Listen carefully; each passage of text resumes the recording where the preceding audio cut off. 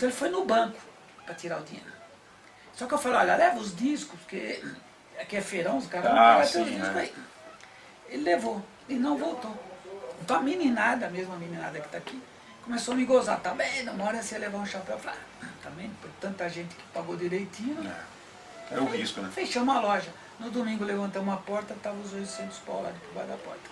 Nossa. O cara era de Goiás, 18 anos. Molecão Nunca mais voltou para São Paulo, quem sabe. Então, em mais de 100 episódios, 100, nunca levamos um calote. Agora vem o mais importante, a maioria é garotada. E poderia tomar essas atitudes, né?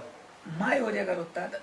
Essa estatística de mais de 100 não levar nenhum golpe, não é a estatística que está lá fora, você sabe. Sim, lógico. Né, a gente está vivendo um momento delicado, né, com relação à nova geração. Aqui existe uma cultura também nossa de brasileiro de levar vantagem nas coisas, né? O público do vinil é um público diferenciado. Então, esse é um testemunho, como eu disse, passível de ser estudado. Como você lida com muitos discos, milhões de discos, como é que você faz aí? Qual é a sua dica, né, para ter esses cuidados de limpeza e conservação aí dos discos? Como é que você faz aí? Essa parte é mais fácil. O Pio, inclusive, você pode até conversar com ele.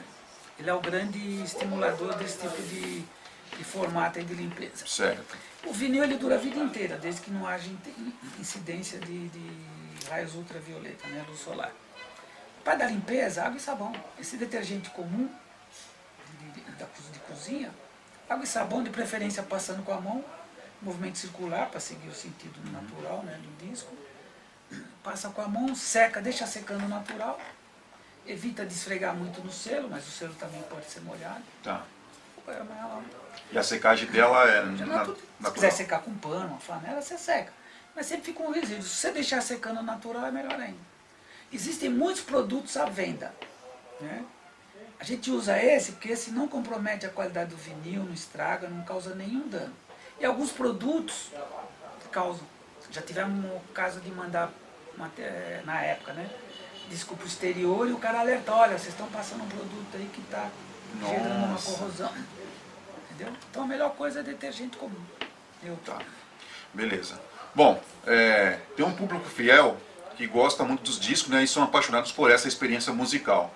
Inclusive tem muitos jovens, como você colocou há pouco, né, são interessados nessa relação com o vinil. O que faz, na sua opinião, né, o que faz esse universo dos discos ser um objeto de desejo para essa nova geração de amantes do vinil, na sua opinião? Olha, na época do feirão, tinha uma garotada que vinha ali, o preço era barato, era R$5 e com um brinde saía R$2,50. Foram cerca de 200 mil vinis vendidos naqueles 23 feirões. Vinha uma garotada de Santa Marta, Mailasca, São Paulo inteiro, mas principalmente periferia de São Paulo.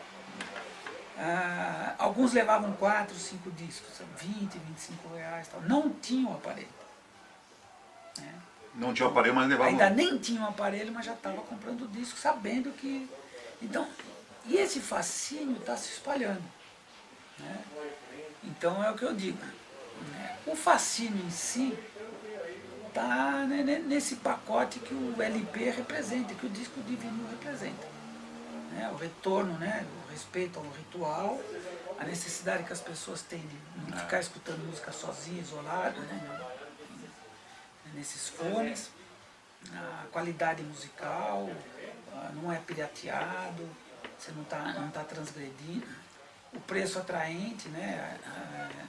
Essa parte do preço, o disco é muito discutível. Também tem discos muito caros, né? Porque é lei de mercado e lei da oferta e da procura. Mas de maneira geral também você vai encontrar espaços onde, seja por sistema de oferta, porque o disco é mais comum, você vai encontrar a preços atraentes. A gente mantém até hoje, né, o feirão de R$5 lá na Rua da Moca, né, que já é bastante atraente esse preço, e a gente estimula campanhas também. O Casarão do Vinil tem uma identidade muito grande com campanhas do tipo a campanha do agasalho, nessa época que é dentro agora, mas principalmente a nossa vocação está mais voltada para isso e a gente vai estimular ainda mais, até contando agora com algum patrocínio também, que sempre fizemos isso sem ajuda de ninguém, mas que são as campanhas de doação de sangue e medula óssea. Então, a gente... Tem um engajamento aí, né? A gente presenteia, né, com a quantidade de discos de vinil pessoas que doam sangue ou medula óssea. Então a pessoa vem com o comprovante, nós já fizemos isso várias vezes. Teve fim de semana aí que nós conseguimos 500 doações no fim de semana. Nossa. Então é uma iniciativa que tem uma repercussão muito grande e também é uma forma de estimular e facilitar a compra. Né? Mas, sem dúvida nenhuma, é um produto que, para os itens mais raros, né, lei de oferta e da procura, alavanca os preços. De maneira geral, você vai comprar discos em lojas como essa, nos sebos, né? Aqui é o conceito de um sebo. Você vai comprar mais barato do que o disco novo. Porque você sabe que o mundo inteiro voltou a fabricar disco e voltou a fabricar as vitrolas. E hoje você tem esses discos comuns aí, que são vendidos a 70, 80 reais, você consegue comprar por 20, 30. E com uma vantagem. Esses discos que são vendidos no sebo são prensagens originais, que se originam de uma prensa, né, uma matriz metálica original. Então a fidelidade do som, ela é total. E essas novas prensagens, como as matrizes foram destruídas ou estão guardadas a 7 chaves, essas novas prensagens, em que pese ter uma capa bonita, nova e tudo mais, a qualidade deixa a desejar. É cópia, porque né? é cópia de um CD, é cópia de um outro disco e é uma cópia. Então você perde essa fidelidade. E esses discos aqui são tudo de época. Então, década de 70. É tudo original. É tudo original. Representa as matrizes. A qualidade né? musical é preservada e o preço é mais barato. Bom, você falou em relação do conceito sebo, né? Que também representa aqui a sua loja. Muitos sebos, né, têm se renovado e cada vez mais investem nos estoques de disco.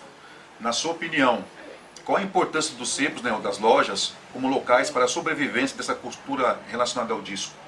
O que a gente fala para disco, podemos falar para os livros também, né? Uma coisa que eu notei ao longo dos anos, você não vê sebo fechar, e você vê sebo abrir.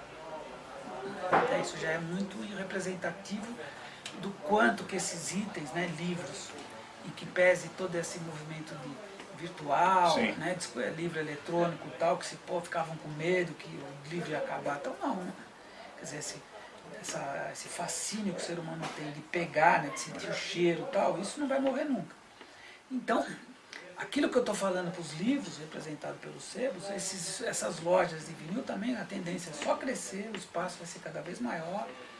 Essas famílias que ainda detêm acervos, um gesto natural, vão acabar vendendo ou presenteando, enfim.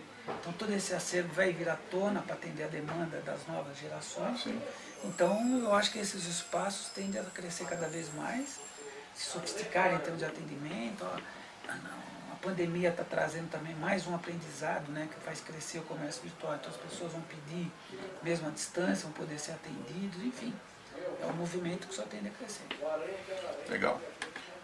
Passados mais de 30 anos de incertezas, o vinil continua cultuado pelos colecionadores e apreciadores da música. Na sua opinião, o mercado de LPs tem muito potencial para continuar crescendo nos próximos anos? Sim, o crescimento do vinil, das vendas de vinil é 20% ao ano. Então é aquela curva que eu falei.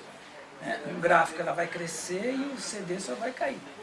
Então a tendência é de crescimento e talvez deixe de ser um crescimento linear, na medida em que essa divulgação for cada vez maior, e a médio prazo talvez se transforme num crescimento exponencial.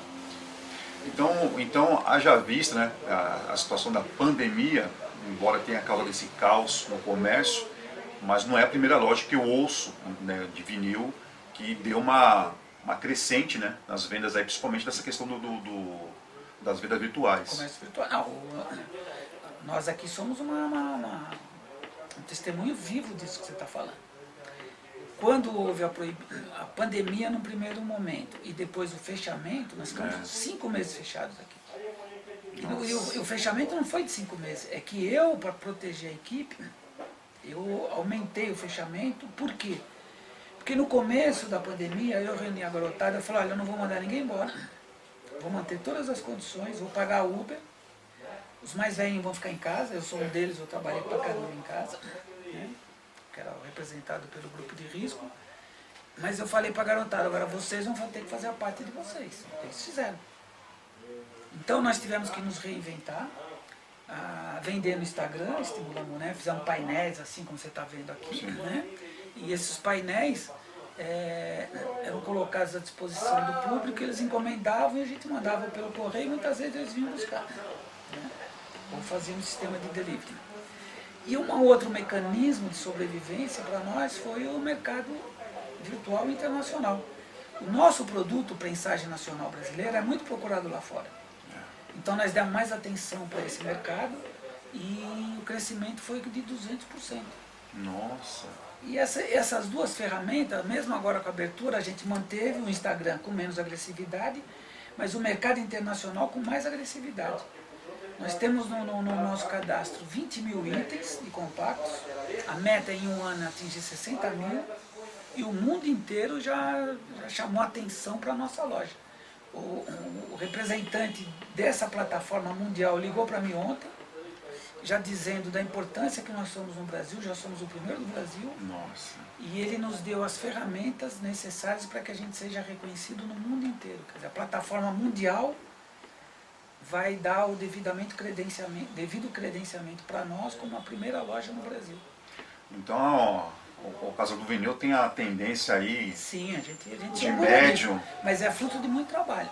Sim. Então, no momento de crise, de tragédia, a gente arregaçou as mangas, não esmoreceu. Olhou pra frente. E a molecada aí se superou, foi bacana isso. E a molecada eu me incluo também. Sim, mas você é um garotão, pô. São Paulo é considerada a capital do vinil, né? Porém, vale lembrar que o hábito de ouvir disco é motivado pela resistência de colecionadores. E como é que você avalia, né, essa estrutura da cultura do vinil no Brasil comparada aos outros países? Olha, você falou, São Paulo, capital do vinil. A nossa meta é fazer da Moca a capital do vinil em São Paulo. A gente tem conseguido isso, né? Por causa dessas feiras, né, das promoções, das campanhas e a figura simbólica do casarão, né? Que até a figura de casarão da década de 40 fortalece essa imagem. Agora, o que a gente vê é que cada vez mais a cultura está presente no dia a dia das pessoas, né? Então, itens culturais que se entendia que com a pandemia até desapareceriam, alguns tiveram que ficar hibernando, aguardando o momento de renascer.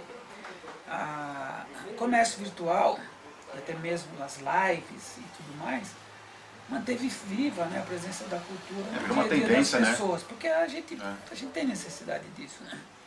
Então a tendência é só de crescimento, porque quando dá diversidade, o ser humano se torna mais criativo, então novas ferramentas apareceram. A própria figura do home office representa uma mudança na cultura das pessoas em relação ao seu ofício, né? As empresas vão ter que se reformular, o mercado imobiliário vai se ter reinventar, que se reinventar, né? Enfim, a cultura está inserida nesse contexto também. Porque no caso de vocês, como você falou agora, né? Existe um reconhecimento da qualidade do som nacional lá fora do que representa aqui dentro. Estou complementando a sua pergunta. O mercado nacional, o mercado internacional, ele tem um fascínio pela música brasileira. Um fascínio. Você tem uma ideia? Já ouviu falar no O6? Conjunto O6? Não. Ainda não tive esse... O conjunto O6 é o Pré-Mutantes. Aparece a Rita Lee com 17 anos. Nossa. Então, esse O6 é um disquinho compacto. Se você tiver ele agora, o mercado mundial te paga $8 mil. Ou mais, porque já era $8 mil. Então, nós estamos falando dele de R$40 mil. Um disquinho desse pequeno. Nem o LP, é o compacto. Entendeu? E não todos têm esse valor. Mas existem discos brasileiros, inclusive desconhecidos, que o mercado internacional reconhece e paga, valoriza na casa dos milhares de reais por conta do ritmo, do groove. Você sabe que no mercado tem muito discos de percussão associados à macumba, à umbanda. Sim. São super valorizados. Os gringos, os amantes de música, os ritmos, né? Que colocam os ritmos, né, como os brasileiros, os principais, eles veneram as músicas de umbanda, pelo valor, principalmente da parte percussiva. Entendeu? O groove, a figura do groove, que é essa palavra mágica para esse disco aqui tem groove, é o ritmo. E você pega um disco que às vezes nunca ninguém ouviu falar, você põe para tocar, o cara, nossa, ele já... É a tal da sonoridade. E aí você alavanca preço. Então, o mercado internacional, ele se ajoelha diante da qualidade dos ritmos brasileiros. Não estou falando dessa música tradicional, que é boa também, né? Mas é muito reconhecida. Mas aquela que está no subterrâneo da, né? No obscuro, né? No obscuro, né? Da badalação. É. Esses discos são... Eu vou dar um exemplo. Teve um compacto que a gente... Encontrei um dia aí no domingo, falei, pô, esse compacto aqui tá com cara de ser bom, porque você começa a ter... Aí fui pesquisar, tinha 109 pessoas procurando, nunca nenhum tinha sido vendido e não tinha nenhuma venda. Aí eu peguei, falei pra menina, olha, esse aqui põe caro que tem muita gente procurando. Vou pôr 300 e tal. Eu falei, não, põe 3 mil. 3 mil, você é louco? Depois a gente abaixa. Isso na segunda de manhã. Quando foi no final da tarde, ela, ó, estão perguntando. Eu falei, é bom sinal, na terça comprava. 3 mil? Se fosse 5, venderia também. Não são todos os discos, é uma exceção. É uma, Não, entendi. Mas mostra, né? É 50 reais, é 70, 80. O público paga o frete para mandar lá para fora. Porque o Brasil é muito valorizado. O Brasil tem essa riqueza, né? De músicas regionais. Eu sou muito admirador de músicas regionais, de ritmos, né, folclóricos e tudo mais. E são coisas que não são tão bem apreciadas, né? Você precisa parar para poder ouvir e sentir, né, o que é. Tem uma coleção de músicas folclóricas que resgata todo o folclore do Nordeste, das regiões, né? Nordeste, Centro-Oeste, Sul. É do Marcos Pereira? Do Marcos Pereira. Isso é muito Gênio. procurado. Tem aqueles compactos também, folclore, também são muito procurados. Gênio, Marcos entendeu? Pereira é um gênio. Ele teve uma visão assim, no sentido simples, né, do que ele gostaria de fazer, O trabalho mas dele é hoje... extraordinário, extraordinário. Nossa, fantástico. Falando agora uma coisa bem delicada, mas você vai saber responder. O preço do vinil no Brasil é considerado muito caro. Quais são os critérios, que é no caso de vocês aí, né? Como é que vocês determinam o valor de um disco, principalmente em relação aos clássicos e raridades? Olha, essa é uma afirmação que, de forma genérica, a gente até reconhece como verdadeira, mas há que se fazer as devidas ressalvas. Existem algumas pessoas que fazem até comentários nas redes sociais, alguns tendenciosos. Isso que é caro, tal. É que aquele disco, ele é raro, tem um valor musical extraordinário, às vezes nem tem tanto valor musical, mas tem alguma peculiaridade que o torna mais caro, como qualquer outro objeto de desejo de colecionadores. Não é o disco de vinil e não é o Brasil.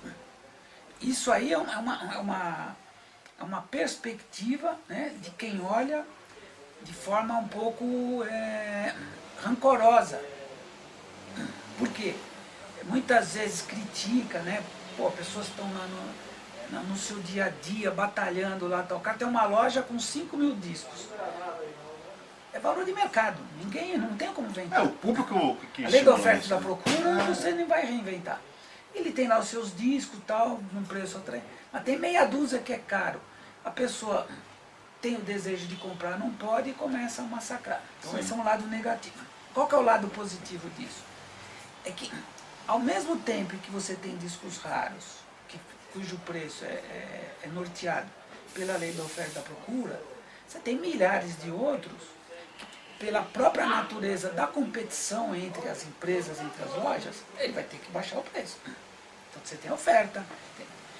A política nossa aqui no Casarão, a gente acompanha o mercado, você faz pesquisa, tenta ser coerente, mas a gente não consegue acertar em tudo. Então, ao longo desses anos, eu identifiquei um formato, né, de promoção que, de certa forma, não elimina a insatisfação de alguns, que são poucos, mas atende o desejo da maioria, tá? Que me importa. Se eu estou atendendo a satisfação de 95% das pessoas, eu vou dar um exemplo prático que eu tive essa semana, ontem, para finalizar o meu comentário. A loja, ela tem uma promoção permanente, que é 30% sobre os preços praticados. Você tem a sala de 50%, a sala de 30%, a sala de 20%, tem o feirão, tem os mais caros, a gente dá 30%. Se a pessoa, né, gostou da loja, e ela já está projetando que vai voltar, isso é uma coisa, é meio comum, as pessoas voltam, gostam do casarão. Então o que a gente dá uma outra ferramenta para ele. Aquilo que ele comprar, ele tem 60% de crédito para a próxima compra. Então eu vou dar um exemplo. O cara gasta 200, 30% de desconto, ele paga 140. Mas se ele gastar 200 e vai voltar, então ele leva um vale de 120 para a próxima compra, que é uma coisa mais atraente. Com esse tipo de promoção, de certa forma, aqueles itens que estão fora da realidade de preço, você vai encontrar coisa aqui que está no mercado, tem uns mais baratos e tem outros que é mais caro. Mas com esse procedimento a gente praticamente nivela e elimina esse mal-estar de alguma coisa estar fora do preço, fora da realidade. Tá? A gente não vê as pessoas reclamando de preço aqui de forma assintosa. Né? Hoje o rapaz entrou aí e gastou 1.600. Vontade própria. Ele provavelmente não achou que está tudo caro. Outro gastou 200, 300, vai voltar, enfim. É um comércio. E a gente tem que se subordinar às leis de mercado. Até porque na hora de comprar também você está comprando mais caro. Sim. Antigamente era muito barato, agora todo mundo sabe que tem algum valor intrínseco, então está vendendo mais caro. Mas agora, onde eu quero chegar? A loja tem alguns atrativos. Primeiro, já se trata de um casarão da década de 40. Tem os cachorros, que é uma marca registrada também. Você anda pela loja, tem cachorro. Agora tem gato também. Então fica um clima mais intimista. Né? O pessoal que atende gosta do que faz. Tem uma garotada, tem o pio, que é mais mesozoico. Né? Mas de maneira geral o atendimento é muito bom. Não é mérito meu, principalmente na pandemia que eu tenho ficado pouco. A garotada atende legal. Tá? Mas você não consegue agradar todo mundo. Então, se você pegar a média, agora eu vou dar um exemplo prático. Se você pegar a média do casarão, a nossa nota lá no Google é 4,5. Você tem uma média 4,5, é que as notas são entre 4 e 5, né? Quando o máximo é 5. Sendo que a maioria é 5, para compensar aqueles que dão nota 3, nota 2. Então, tem mais 5 do que 4. Então, de maneira geral, a loja tem uma boa anotação. Tem uma aceitação no mercado. Né? Aí o cara pega e dá nota 1. Por que dá nota 1? O que tem de tão ruim no casarão, a ponto do cara... Não é o atendimento, que não é a filosofia do pessoal. Então, é aquela pessoa que vem para um espaço aqui, em qualquer outro, ele quer comprar um disco de R$1.000 por R$50. Então sai revoltado, sai indignado e acaba transferindo essa indignação, cometendo uma injustiça com o pessoal que está trabalhando sério, está se empenhando. É uma sacanagem. Aí eu também coloco a resposta lá e dou umas porradas no cara. Porque de maneira geral, as notas lá é 4, 5, as pessoas, e a gente faz questão de agradecer, generosa avaliação, tal. Então, para resumir, no Brasil, de maneira geral, os itens são mais caros do que em outros lugares. Aqui nós pagamos tudo mais caro. É carro, é telefone, serviços públicos, tudo é mais caro. Tá? Então o vinil acaba sendo mais um desses itens. Agora, a competição entre as lojas, porque o São Paulo é uma cidade que tem muitas lojas de vinil. Faz com que os preços, né, e aí você tem a internet, você tem várias opções. Agora minha mãe me ensinou, você vai num lugar, você não gosta do preço, você vira as costas e vai embora. Agora não deprecia, né, e às vezes cometendo injustiça. Esse exemplo que eu dei é uma injustiça, porque não há nada que justifique o cara de nota 1. E ele nem falou por quê. Ele que é o pior, né? Ele se escondeu na nota. Alguns ainda não falam te deu chance por de... causa disso, e a gente detecta que houve uma má fé. Tá? Agora, já aconteceu também, da gente flagrar um cara tentando roubar disco, né? Aí a gente dá o devido tratamento pro cara e o cara dá uma nota 1. Mas aí mas aí a gente também coloca lá. Eu até sei por que você está dando nota 1. Porque infelizmente você foi flagrado. Que também é raro. É raro, mas já aconteceu. Eu acho que tem uma coisa que é assim, quando as pessoas das notas, tem muitas pessoas que não entendem esse universo. Não entende. São pessoas tanto quanto desqualificadas também. Porque assim, se eu venho pra cá Eu já vim outras vezes também como cliente aqui, e aquela coisa assim, eu gostei desse disco, quanto custa esse disco? R$100. O meu bolso não consegue pagar, mas eu tenho uma outra opção. Tem outra opção é outra coisa. Esse mesmo disco, talvez você encontre mais barato em outro lugar. Isso. Você não vai na feira, não vai no mercado, as pessoas, uma hora e acontece isso. Assim como também o nosso tem discos aqui que estão muito mais baratos que em outras lojas. Entendeu? E a pessoa tem o livre-arbítrio de decidir, vai comprar ou não. E não vai ser não por causa pode disso, depreciar e não vai ser por causa disso que eu não consegui comprar esse disco hoje, porque o meu bolso não deu, que eu vou classificar como ruim a loja. Sim. Aqui tem uma variação, então assim, não pude comprar esse, eu compro outros. E tem gente que vem aqui, não compra nada, mas fica brincando com os cachorros, toma café, a gente Não, trata aqui bem, eu conto histórias, a gente é um espaço agradável. Mas às vezes é a pessoa que não entende Mas, o ambiente. Marcelo, agora a melhor parte disso tudo é a minoria, realmente é uma minoria. Tanto é que se a gente são mais de 1000 avaliações e nós temos uma média 4,5. Como com todas as lojas. Sim. A maioria das lojas desse ramo são lojas bem sucedidas, entendeu? Tem muita história. Mas eles vão ter uma nota 1 de vez em quando, é porque vai aparecer um cara lá que não está de bem com a vida. A gente não agrada a todos, né? Não dá para agradar todo mundo. Agora uma curiosidade que já faz parte da fama aqui do Casarão, que são o modo de garimpagem de vocês, né? Ainda se mantém aquela, vamos dizer assim, com todo respeito, a desorganização organizada, né? Já foi mais desorganizado. Infelizmente, até porque atendendo a pedidos, a gente deu uma organizada. Mas a figura do garimpo, ela se consagrou na época que era mais importante, né? Hoje, se você vê, por exemplo, está em ordem alfabética, para dar uma facilidade. Os gêneros, né, os estilos, tudo até mais. diante da pandemia, o cara nem pode ficar muito tempo, não quer correr risco, tal. Então, Uma boa sacada isso aí. então nós acabamos nos adaptando às necessidades da clientela. Mas quando dos feirões, a figura do garimpo era imprescindível, né? E atendeu 95% do público. Então tinha gente que chegava, tem que ficar procurando. Tal. Por quê? Porque aquela pessoa, o que a pessoa procura a maioria? Procura rock. E quais são os discos mais caros? De rock. Então se a gente fizesse separação, os lojistas iam chegar às 6 da manhã, entravam primeiro na fila e pegariam todos de rock, levavam embora. Então a figura do garimpo permitia que todo mundo procurasse, achasse o seu de rock. Só que no ato do garimpo, ele olhando, ele encontrou, olhou acabava levando outros discos. Então era uma forma de você divulgar outros ritmos e também porque tem pessoas que gostam de outros ritmos. Então ele saía com aquele monte de disco debaixo do braço, meia dúzia de rock, 5 de velha guarda, jovem guarda, bossa nova, entendeu? Então, o garimpo foi um instrumento que nós encontramos na época, que em princípio foi de preguiça e também para não agregar valor.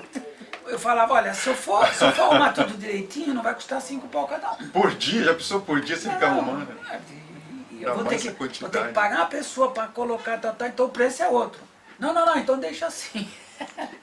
Entendeu? Então o garimpo se justificou, se consagrou, né?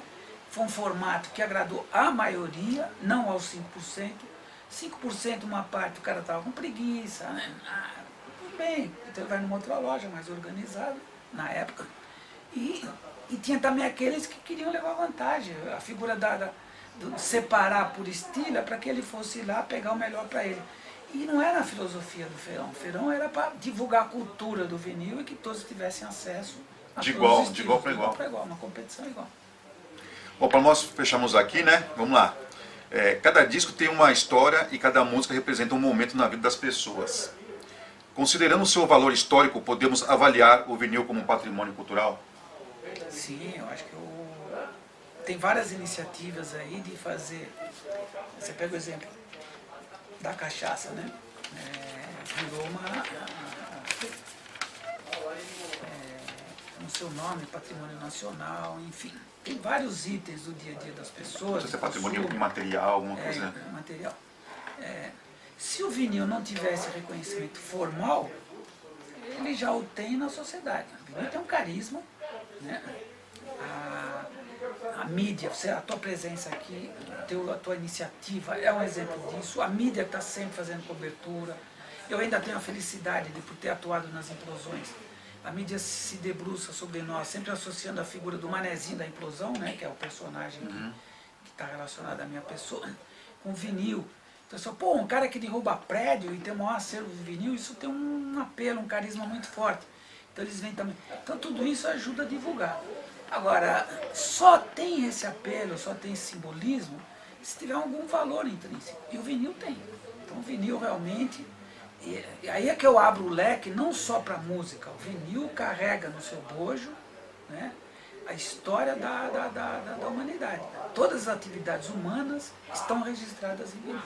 Esse talvez seja o maior legado que o vinil possa nos trazer, o que justifica um credenciamento, uma chancela, né, um reconhecimento a nível mundial do quanto que o vinil é importante, foi e eu acho que vai continuar sendo. Bom, complementando, né, o Casarão do Vinil é considerado a loja com o maior acervo de disco do Brasil.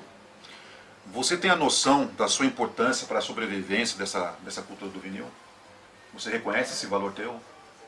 Olha, Marcelo, deixando a modéstia de lado, eu estava no lugar certo, na hora certa, né? E acho que fui um personagem importante na divulgação da cultura do vinil com essas iniciativas, né? Com a figura do Casarão e outras que a gente tem pela frente. Eu sou muito engajado, muito motivado, entusiasmado com os projetos que a gente tem. O João Gilberto vivia me ligando, está na lista dos primeiros aí, né? Então eu vou deixar a modéstia de lado e dizer que realmente é. Mas eu coloco do meu lado outros lojistas, outras pessoas, colecionadores, os pesquisadores, enfim, os amantes do vinil que mantiveram essa chama acesa numa época em que o CD dominou o mercado, né? E que fez com que o vinil se mantivesse latente, mas sempre presente na sociedade. Uma participação em vendas menor, e essa participação menor está sendo agora resgatada para volume de vendas muito interessantes, né? Então cada vez mais o vinil vai estar presente no dia a dia das pessoas. Então o Casarão do Vinil também vai estar presente, porque a gente está querendo fazer cada vez mais um espaço super atraente, um melhor atendimento, consolidar essa figura da capital do vinil, né, em São Paulo, o bairro da Moca. Sim. Seja pelo Casarão, seja pelo Feirão Milão de Europeias. Então eu me sinto orgulhoso de ter participado desse processo. Eu sou uma gota no oceano de várias iniciativas aí, mas eu me orgulho disso. Bom, eu vou deixar aqui o meu elogio, né, já finalizando aqui a nossa entrevista, que foi nossa nota 10. Eu acho que uma coisa que eu percebi, eu já vim aqui como cliente, eu já sentia esse ambiente amistoso, e vindo para cá hoje com essas novas mudanças que vocês proporcionaram, principalmente com essas mudanças da pandemia, eu vejo hoje o Casarão como um lugar totalmente atraente, onde você vem para cá, se sente ambientado dentro de pelo fato de ser um casarão dentro de uma casa, onde tem aí as pessoas que recebem a gente muito bem, né? Eu acredito que o Casarão tem muito mais a oferecer na medida que vocês foram se reconhecendo, né? E se vendo nessa entrega que vocês têm para os seus clientes, que não é clientes. Eu acho que a forma como você coloca aqui é muito mais no lance do amigo, né? De alguém que vem para cá para poder conhecer a tua casa, você abre a porta e poder receber essa pessoa. É dessa forma que eu me senti hoje, né? Vindo para cá depois de alguns anos. E para mim foi uma honra, um privilégio conversar com você, conhecer mais a sua figura, conhecer mais a história do Casarão. E foi muito bom estar com você aqui. Agradeço aí nossa jornada aqui de entrevista. Espero que a gente possa ter outras oportunidades, a gente poder juntar forças aí e fazer uma parceria. Nós é que agradecemos. Finalizo aí agradecendo a presença tua, parabéns pela iniciativa, né? E deixo essa mensagem de entusiasmo com o nosso trabalho, né? Destacando o quanto que o vinil representa em termos de história, né? da humanidade, e deixar o convite para todos, né? Que venham conhecer o Casarão, venham brincar com os cachorros aqui, a gente vai recebê-los com muito carinho, o café está garantido. Dependendo do horário, a gente vai passar junto também. Tá bom? Tá jóia então. Obrigado, então, Marcelo. obrigado, gente. Tudo bom pra vocês aí, tá? Um abraço a todos. Agora vamos se juntar aqui só um pouquinho aqui, ó. Só pra gente poder tirar uma foto. Fica de boa. Então tá aqui, ó. Quem não acreditou, tá aqui, ó.